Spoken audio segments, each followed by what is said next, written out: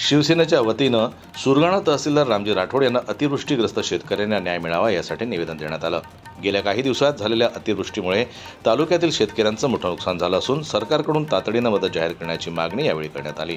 निवेदनात म्हटलंय की विधानसभा निवडणुकीदरम्यान सरकारनं शेतकऱ्यांना सरसकट कर्जमुक्तीचं आश्वासन दिलं, मात्र अद्याप त्याबाबत कोणताही ठोस निर्णय घेतलेला नाही।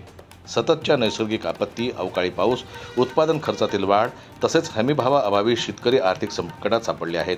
अनेक शेतकरी कर्जबाजारी होऊन आत्महत्येच्या मार्गावर जात असल्याची खंत निवेदनात करण्यात आली।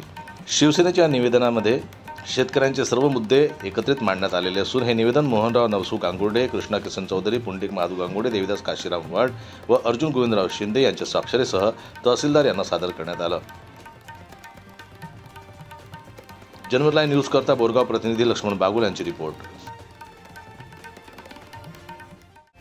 मराठी बातम्यांसाठी आमच्या चॅनलला लाईक करा, सबस्क्राईब करा आणि बेल आयकॉन दाबायला विसरू नका।